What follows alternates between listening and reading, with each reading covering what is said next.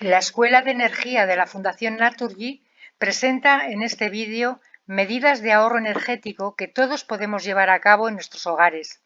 La finalidad es utilizar la energía de la manera más eficiente para nuestro confort, favoreciendo a su vez el ahorro económico y ayudando al medio ambiente. Comenzamos. A continuación, vamos a trabajar sobre 4 puntos clave, que son: punto 1. ¿Qué es la energía? 2. ¿Por qué es importante ahorrar energía? 3. La energía en el hogar. 4. Medidas de ahorro energético. Vamos a comenzar con el primer punto. ¿Qué es la energía?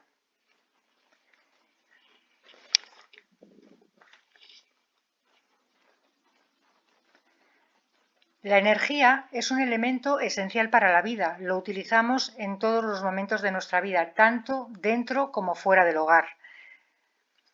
Además, la energía es la capacidad que tiene la materia de producir un trabajo en forma de movimiento, luz, calor, etc. Se puede presentar en diferentes formas. Algunas de ellas son la energía eléctrica y la energía térmica, que son las dos energías en las que nos vamos a basar en este vídeo. La energía se puede transformar y, dependiendo de si proviene de recursos inagotables, puede ser renovable o no renovable. ¿Por qué es importante ahorrar energía? Porque la energía se agota. El consumo energético en España, igual que ocurre en el resto del mundo, principalmente tiene su origen en las fuentes de energía fósil, fundamentalmente petróleo y carbón, y estas son energías que se agotan. Por el contrario, las energías renovables, que son inagotables, tienen su origen en fuentes como el sol, el agua, el viento, incluso la tierra. Estas energías van calando en la sociedad, pero todavía queda mucho por hacer.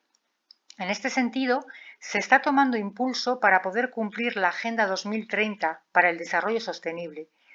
Es un documento que se ha creado en la ONU, la Organización de Naciones Unidas, en la que se plantean 17 objetivos de desarrollo sostenible. Y uno de ellos, en concreto el número 7, es asegurar el acceso a las energías asequibles, fiables, sostenibles y modernas para todos. Por lo tanto, hay mucho trabajo que hacer en el ámbito de las energías renovables. Otro punto es porque se ayuda en la economía del país, generando más puestos de trabajo. Es decir, no solo en la economía doméstica se beneficia por el ahorro energético, sino también a nivel de país. Muchos países tienen gran dependencia del exterior en cuanto al petróleo. Si reducimos el consumo de energía, estaremos ayudando a disminuir esa dependencia energética exterior. También, al potenciar la eficiencia energética, se ayuda a la economía nacional, pues se crean más puestos de trabajo que no existían en un modelo de despilfarro energético. Otro punto es porque cuidamos el medio ambiente. Ahorrar energía es una de las formas más sencillas de contribuir al cuidado del medio ambiente. Podemos poner nuestro granito de arena a través del ahorro energético. Si todos asumimos esta conducta, vamos a generar cambios positivos en nuestro planeta. Y el último punto es: el ahorro de energía comienza en casa. En la década de los 90 se inició un gran aumento en el consumo energético de los hogares españoles. Esto se debe principalmente al incremento del equipamiento doméstico. Hay muchos puntos en los que podemos ahorrar energía desde nuestra casa. Por ejemplo, la calefacción, los electrodomésticos, el agua caliente, etc. Entonces, ahorrar energía es la manera más sencilla que tenemos los ciudadanos de generar un impacto menos negativo en el medio ambiente sin minimizar el confort. Veamos la energía en el hogar, es decir, vamos a ver cuáles son las fuentes o la energía principales que hay en el hogar. Se utilizan, por ejemplo, la energía eléctrica. La electricidad tiene múltiples usos. Además de la iluminación de la vivienda, Se utiliza para la calefacción, para calentar el agua o cocinar. También tenemos el gas natural. Se puede utilizar para la calefacción, agua caliente sanitaria, cocinar, refrigerar. Con la instalación del gas natural en la vivienda se pueden tener todos los servicios con una misma energía. Otra de las energías que se utilizan es el gas butano. Se usa principalmente para la cocina, el agua caliente y encendedores de gas. No suele consumirse en grandes cantidades debido a sus limitaciones de transporte y almacenaje. Su poder calorífico es algo menor que el propano, que es el gas que vamos a comentar a continuación. El gas propano o gas licuado del petróleo, o lo que se llama también GLP, es muy similar al gas butano. La diferencia está en su temperatura de congelación, ya que el gas butano es más sensible a temperaturas por debajo de 0 grados. Aguanta temperaturas de hasta 44 grados bajo cero. Por lo tanto, está indicado para viviendas que se sitúan en climas o lugares más fríos. Se puede almacenar en depósitos, además de en bombonas. Otra de las energías que también se pueden utilizar en la vivienda es el gasóleo tipo C. Se utiliza para calderas de calefacción. Tiene un alto contenido en parafina, por lo que su poder calorífico es alto. Y por último, las energías renovables, que son las más aconsejables. Aprovechan el calor y la luz del sol por medio de captadores como células fotovoltaicas o también colectores térmicos, que lo que hacen es que transforman en energía eléctrica o térmica esa luz y calor del sol. Todo esto lo podemos utilizar para múltiples usos en el hogar, como por ejemplo la climatización, la obtención de agua caliente sanitaria o la energía eléctrica. El consumo energético que se produce en la vivienda tiene su origen además en diferentes equipos e instalaciones y para ello se necesita energía. ¿Se necesita energía para qué? Pues para el funcionamiento de la calefacción, de la refrigeración.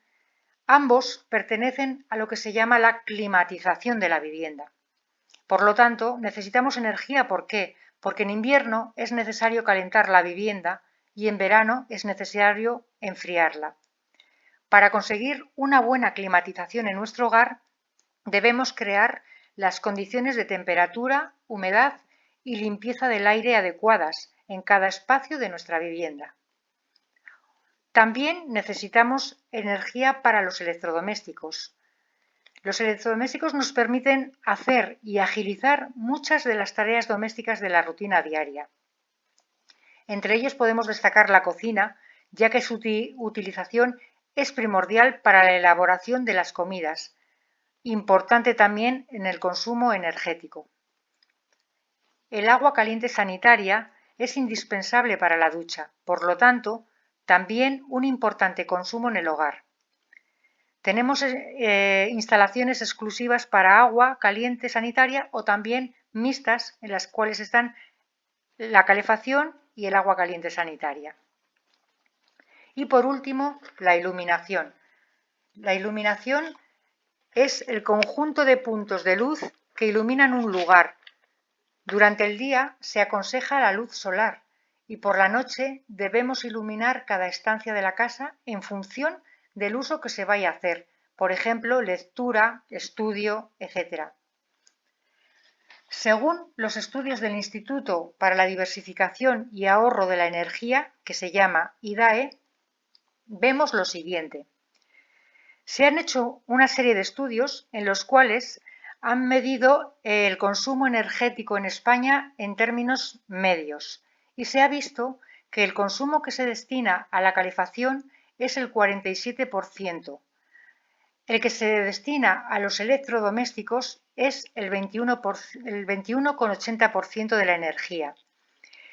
Entre ellos, el frigorífico ocupa el 6,67% de la energía, a continuación la televisión, el 2,66% de la energía de una vivienda, a continuación la lavadora con el 2,57%, el stand-by con el 2,33%, el horno con el 1,81% de la energía el ordenador con el 1,61% de la energía, el congelador 1,61%, lavavajillas el 1,33%, la secadora el 0,72% y otros que corresponden más bien a pequeños electrodomésticos con el 0,76% de la energía. Después de los electrodomésticos, un consumo importante que se destina al agua caliente con el 18,90% de la energía.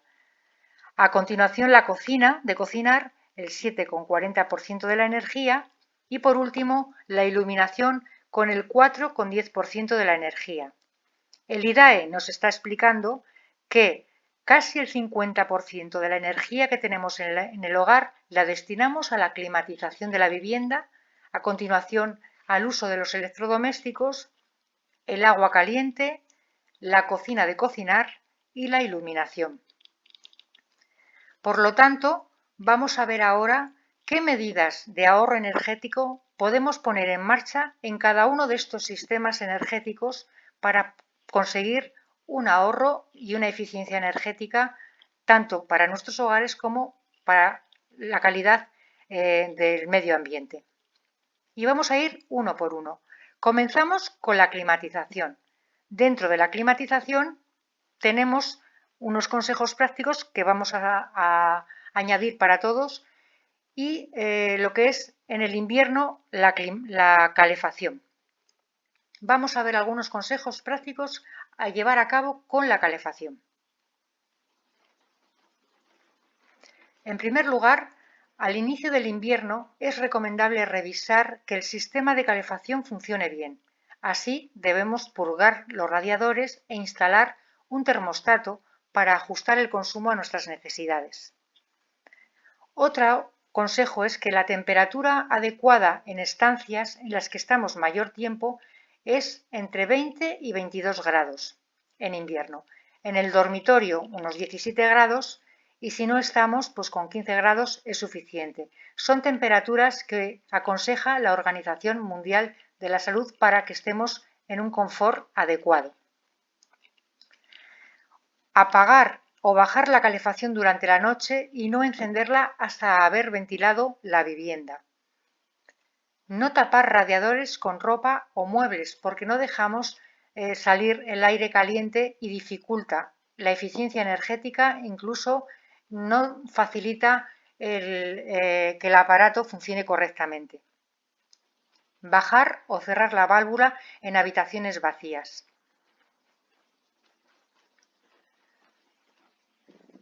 Tener un buen aislamiento en la vivienda, especialmente en ventanas y puertas. Esto es muy importante y para ello es imprescindible colocar burletes en las ventanas, que es una solución muy sencilla y económica para evitar que se escape el calor en invierno. Cerrar las persianas y cortinas por la noche, aprovechar las horas solares con cortinas y persianas abiertas, ventilar 10 minutos en los momentos más cálidos del día. También es necesario hacer un buen mantenimiento de calderas y radiadores. Y por último, se recomienda instalaciones de geotermia, es decir, sistemas de intercambio térmico con el suelo que aportan calor y agua caliente sanitaria a la vivienda, o también calderas de biomasa. Ambos son eficientes y no perjudican el medio ambiente. Vamos a ver ahora en el tema de la refrigeración qué consejos podemos llevar a cabo. Primero, evitar la exposición solar en las partes acristaladas, ventilar la casa en las horas más frías y por la noche, disminuir la iluminación natural con cortinas cerradas, persianas bajadas o instalación de toldos en las ventanas. Colocar ventiladores de techo puede ser suficiente también para tener un buen nivel de control. Cuando enciendas el aire acondicionado, no ajustes el termostato a una temperatura más baja de lo normal, porque no enfriará la casa más rápido y además se provoca un consumo excesivo e innecesario. La temperatura adecuada en verano sería entre 24 y 26 grados. Seguimos con los electrodomésticos. Vamos a ir viendo cada uno de los electrodomésticos qué medidas podemos poner en marcha para que la eficiencia energética sea mejor. Y vamos a comenzar con el primero, el que más consumo, que es el frigorífico. Es necesario comprobar que el frigorífico está separado de la pared unos centímetros. Así aseguramos el paso de aire.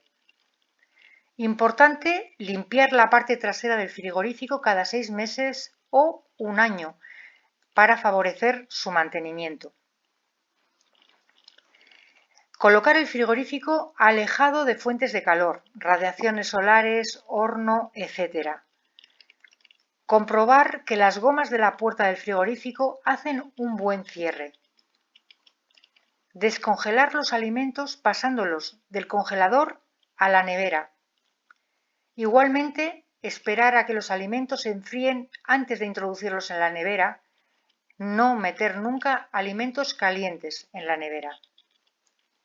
Evitar que la nevera permanezca abierta mucho tiempo o abrir con asiduidad la puerta.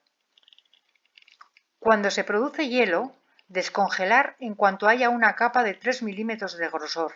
Esto se suele producir en frigoríficos que tienen una eficiencia energética muy baja, que corresponde casi siempre con frigoríficos más antiguos.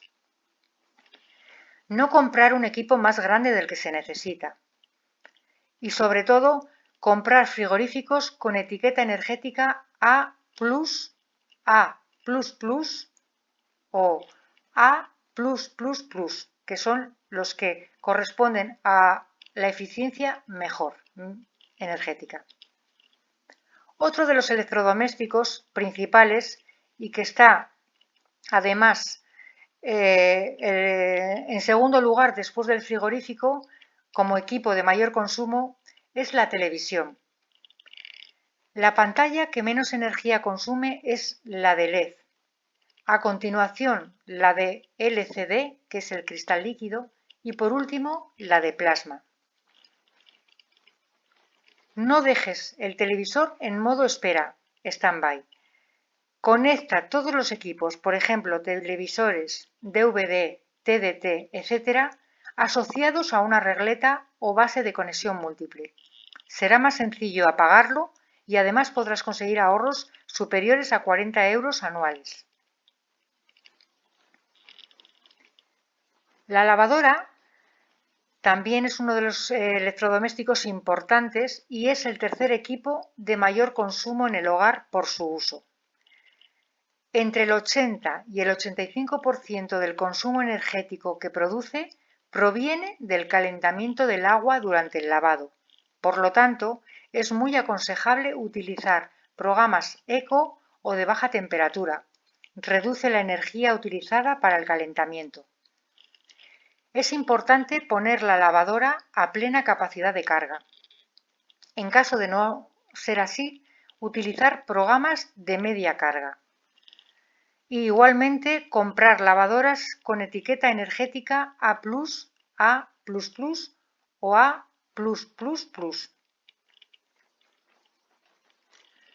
Seguimos con el stand-by o modo reposo de los electrodomésticos y dispositivos electrónicos. Cuando apagamos un electrodoméstico, en realidad sigue consumiendo energía. Es poca, pero el contador sigue corriendo. Una luz roja, un panel LED con la hora o simplemente estar enchufado a la red, aunque no esté en funcionamiento, está en stand-by y por lo tanto está utilizando energía. En ese modo consume menos, pero la suma de todos los aparatos enchufados es un gasto importante al año. ¿Cómo puedo reducir el stand-by? Bien, pues podemos desconectar los dispositivos electrónicos. En muchos casos es necesario quitar el enchufe de la corriente. Por lo tanto, es mucho más práctico conectar los electrodomésticos a una regleta que disponga de un interruptor y varias tomas de tierra. Así podrás desconectar todos al mismo tiempo. Seguimos con la cocina de cocinar.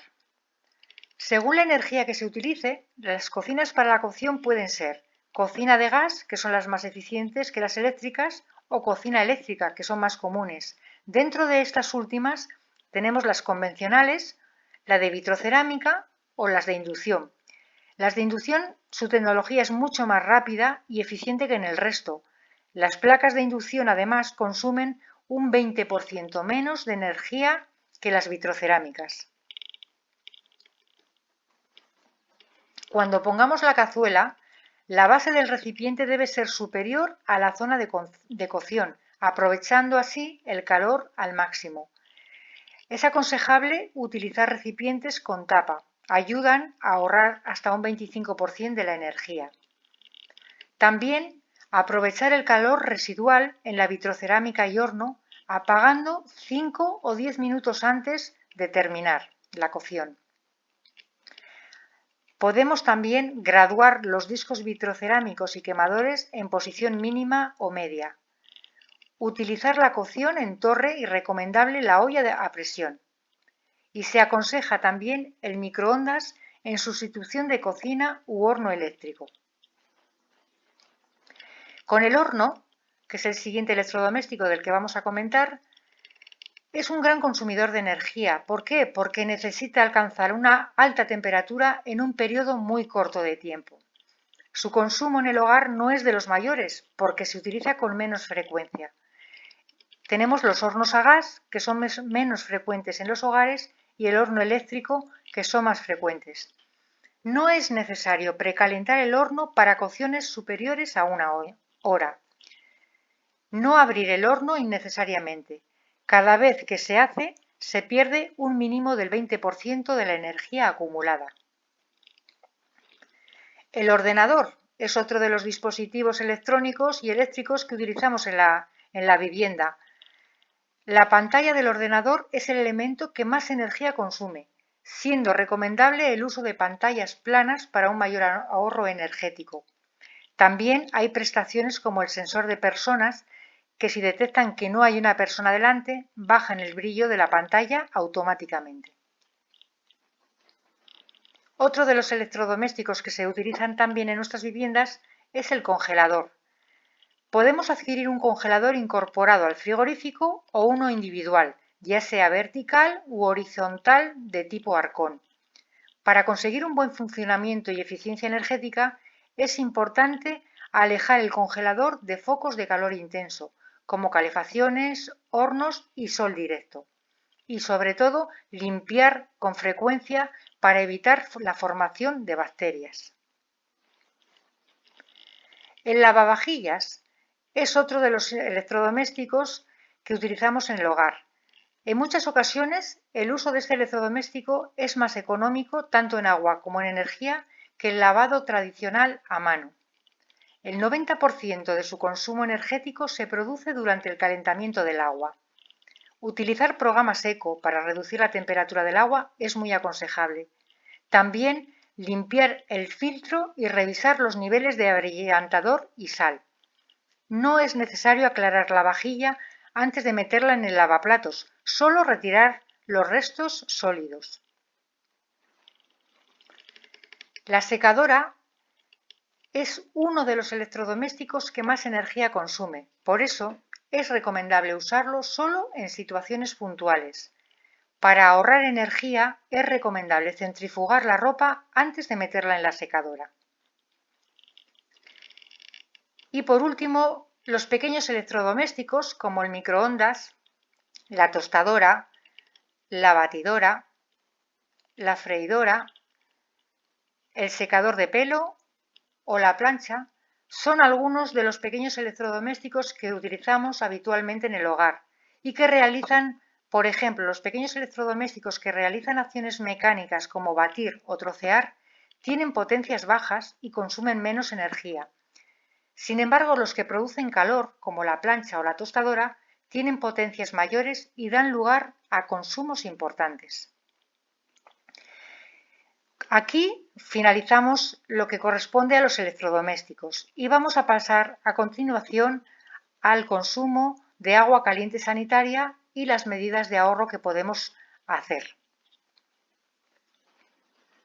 En caso de caldera o calentador, es importante regular la temperatura de la caldera de forma que el agua que salga de los grifos sea en torno a los 35 grados.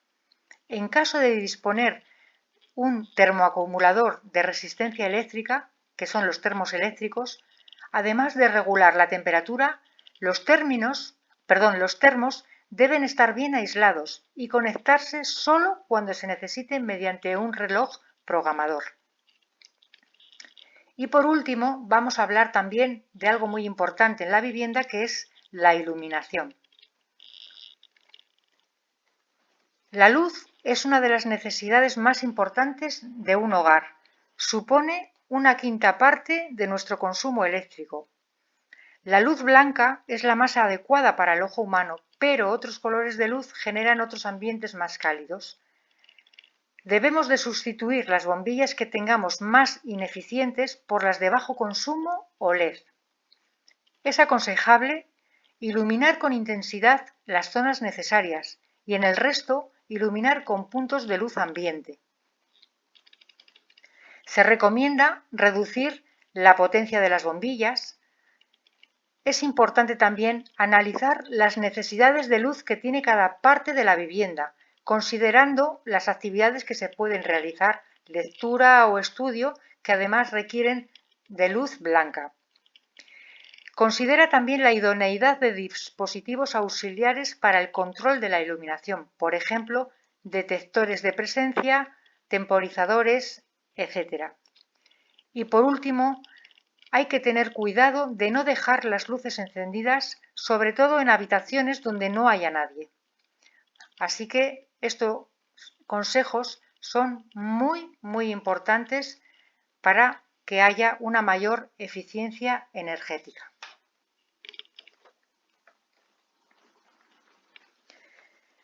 Bien, con la aplicación de estos consejos prácticos de ahorro energético, desde la Escuela de Energía de la Fundación Naturgy, deseamos que, además de mantener el confort adecuado en su vivienda, contribuyan en su ahorro económico y en la mejora del medio ambiente.